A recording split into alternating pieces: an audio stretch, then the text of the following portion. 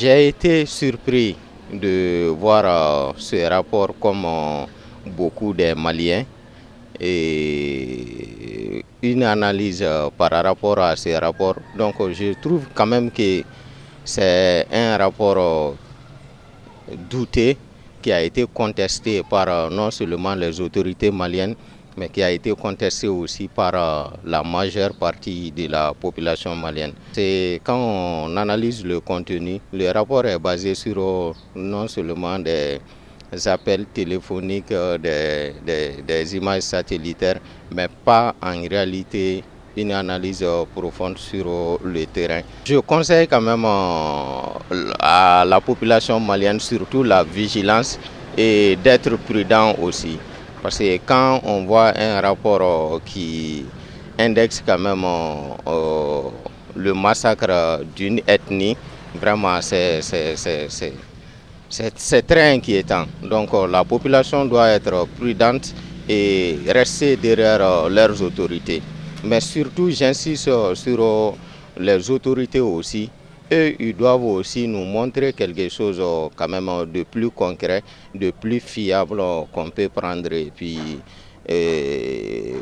laisser le rapport de l'ONU là. Sinon, en réalité, accuser le massacre d'une partie de la population quand même, c'est très inquiétant dans un pays comme le Mali qui est non seulement en guerre contre les djihadistes, mais qui a beaucoup d'autres problèmes politiques, problèmes économiques, problèmes social, c'est trop compliqué pour le Mali. Donc on n'a pas besoin en réalité d'un rapport comme ça à l'ère actuelle. Tuer 500 personnes à Moura.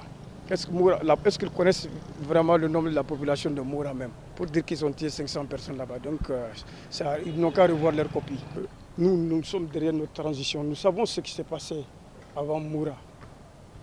Eux, ils étaient où? Moura a été occupé pendant combien d'années? Pendant combien d'années, combien de mois? Nous, on sait ce qui s'est passé à Moura.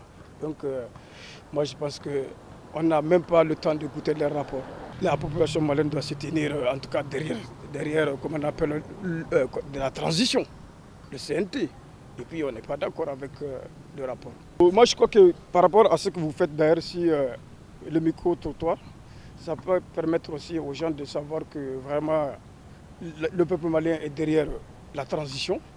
Donc la transition doit aussi savoir que le peuple est derrière lui. Donc moi je dirais en un mot que la transition, qu'elle reste tranquille, son peuple est derrière elle. Ce que je dis seulement de ce rapport, c'est que ça a été fait par des gens qui se disent professionnels, mais ils n'ont pas travaillé de manière professionnelle à mon avis, étant donné que on ne les a pas vus en tout cas sur le terrain.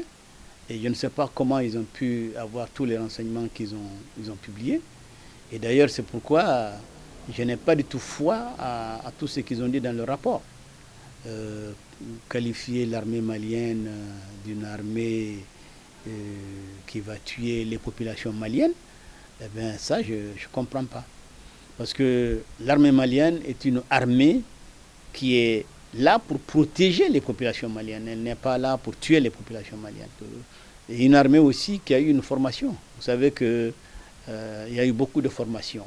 Avec l'UTM qui était ici et qui malheureusement vient de partir, ils ont eu beaucoup de formations en matière de droits humains.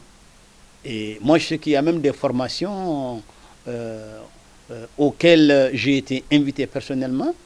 Et j'ai subi ces formations-là avec des grands officiers, des officiers supérieurs à l'école de maintien de paix à Lumblondembe et beaucoup d'autres formations en droits humains.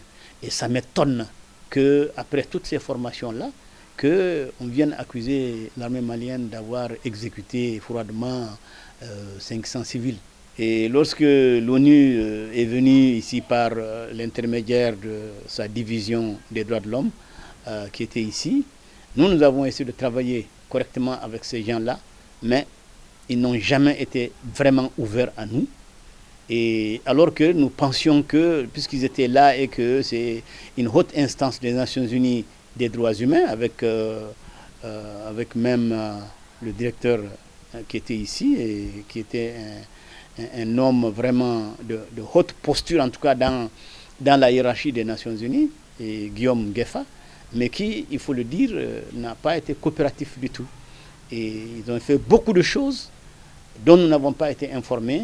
Et nous pensions qu'une fois qu'ils sont là, ils devaient coopérer avec nous, les défenseurs des droits humains qui sommes ici au Mali, pour qu'ensemble on puisse faire sortir la vérité et dans l'intérêt vraiment des populations maliennes.